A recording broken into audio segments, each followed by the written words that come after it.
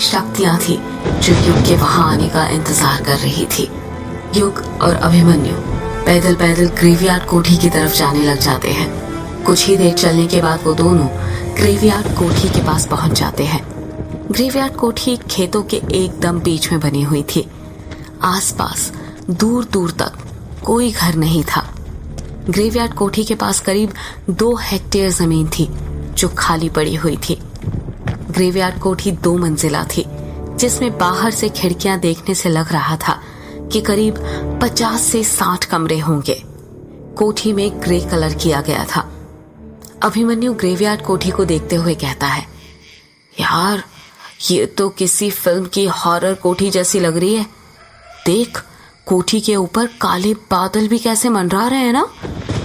युग चिढ़ते हुए कहता है, यार ये फिल्मों की नहीं है, मेरे पूर्वजों की कोठी है जो उन्होंने अंग्रेजों से खरीदी थी। हाँ यार पता है, मैंने डिटेल्स निकाली थी इस कोठी की। ये अंग्रेज लोग भी ना बड़े कमाल के थे। कैसे? तुझे पता है ये कोठी कब और क्यों बनाई गई थी? नहीं, आज से 200 साल पहले 24 अगस्त 1608 में अंग्रेज अपने इंडिया में आए थे। उस वक्त उनका भारत में शासन नहीं था और ना ही उनके रहने के लिए कोई ठिकाना था।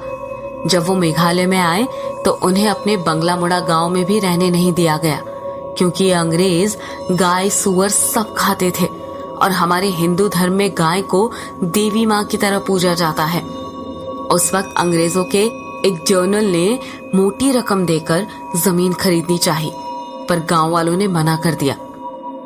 फिर क्या हुआ? होना क्या था, हम सबको पता है कि इंडिया में लालची लोग तो भरे हुए हैं। उस वक्त बंगला मुड़ा के राजा अंग्रेजों से मोटी रकम भी हथियाना चाहते थे और प्रजा को निराश भी नहीं करना चाहते थे।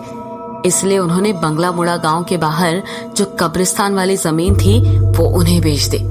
गांव वाले तो दिन में भी वहां पर जाने से डरते थे, पर ये अंग्रेज कहाँ किसी से डरने वाले थे। उन्हें भारत का खजाना जो लूटना था, उन्होंने कब्रिस्तान के ऊपर ही कोठी बना दी। गांव वाले शुरू में इसे लाशों वाली कोठी कहते थे, फिर अंग्रेजों ने ही इसे ग्रेवयार्ड कोठी नाम दे दिया। अच्छा, जब भी दूसरे गांव से अंग्रेज सैनिक आते थे तो उन्हें यहीं पर ठहराया जाता था। यहीं पर खातिरदारी की जाती थी। उनकी अय्याशियों का सारा सामान था यहाँ पर, और यहाँ पर रात रात भर मुजरा चलता था, तवाइफें नाचा करती थी। और तू कह रहा था ना कि ये यक्षिणी नहीं होती। तुझे पता है यहाँ के अंग्रेज अफसरों ने अपनी डायरी में यक्षिणी का जिक्र किया है। यक्षिणी का नाम सुनकर युग चिढ़ जाता है और चिढ़ते हुए कहता है, तेरी ये कहानी खत्म हो गई हो तो क्या अब हम कोठी के अंदर चलें, या रात भर यहीं पर बैठकर कहानी सुनाने वाला है? हाँ चलना, मैंने कहाँ रोका है तुझे। तुझे ही कहानी सुनने में मजा आ रहा था इसलिए मैं सुना रहा था। ग्रेवयार्ड कोठी का दरवाजा करीब 10 फुट ऊंचा था। जब युग और अभिमन्यु दरवाजे के पास पहुंचते हैं तो अभिमन्यु देखता है कि दरवाजे पर एक बड़ा सा ताला लगा हुआ था, जिस पर जंग लग गया था। अभिमन्यु ताले को हाथ लगाते हुए कहता है, अरे इस पर तो ताला लगा हुआ है, तेरे पास ताले की चाबी भी है क्या? युग अपना बैग टटोलने लग जाता है और कहता है, रखी तो थी इसकी चाबी मेरे पास, कहाँ गई? दिख क्यों नहीं रही यार? हाँ ये रही। युग अपने बैग से ताले की बड़ी सी चाबी निकाल लेता है। खोल जल्दी दरवाजा, एक औरत की आवाज सुनाई देती है। युग हैरानी के साथ कहता है, यार तूने आवाज सुनी? अभिमन्यु पूछता है, कैसी आवाज? औरत की आवाज। यार वो कह रही थी कि खोल जल्दी दरवाजा। क्या कहा? औरत की आवाज। लगता है ना तेरे कान बज रहे हैं। अभी तो मुझे कह रहा था कि मैं कहानी सुना रहा हूं, अब तू क्या कर रहा है? चल जल्दी ओपन कर कोठी, मैं भी तो देखो इसमें क्या क्या राज बंद है। युग चाबी को ताले के अंदर डाल देता है। जैसे ही चाबी ताले के अंदर जाती है, आसमान में तेज बिजली चमकती है। बिजली इतनी तेज चमकी थी कि ऐसा लग रहा था आधी रात में उजाला हो गया हो। युग चाबी को ताले के अंदर घुमाने लग जाता है, पर जंग लगे होने के कारण चाबी घूम नहीं रही थी। युग चाबी घुमाते हुए कहता है, अरे ये क्या, ये घूम क्यों नहीं रही? घूम जा, अब खुल भी जा। शिट। अभिमन्यु हैरानी के साथ पूछता है, क्या हुआ यार?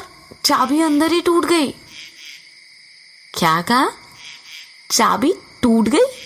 पर कैसे यार? इतनी पुरानी चाबी है, ऊपर से जंग लगी हुई थी, तो टूटेगी ना। अभिमन्यु अपने सिर पर हाथ रखते हुए कहता है, तो फिर अब क्या करें? युग कुछ कहता उससे पहले ही एक औरत की आवाज सुनाई देती है, पत्थर उठा और तोड़ दे ताला। युग कहता है, अच्छा आइडिया है, पर तू लड़की की आवाज में क्यों बोल रहा है? अभिमन्यु हैरानी के साथ कहता है, मैंने क्या कुछ बोला, मैं तो तब से चुप ही हूं। युग अभिमन्यु की बात पर ध्यान नहीं देता है। वो पास में ही जमीन पर रखा बड़ा सा पत्थर उठाता है और उसकी मदद से दरवाजे पर लगा ताला तोड़ने लग जाता है। 3 बार पत्थर से ताले पर वार करने पर ही खट से ताला टूट जाता है। जैसे ताला टूटता है, औरत की चीखने की आवाज सुनाई देती है। युग कुंडी खोलकर दरवाजे को अपने हाथों से धक्का देने लग जाता है, पर दरवाजा इतना भारी था कि उस अकेले से धक्का नहीं दिया जा रहा था। इसलिए अभिमन्यु भी उसकी मदद करने लग जाता है। अभिमन्यु और युग अपनी पूरी ताकत लगाकर दरवाजा खोल देते हैं।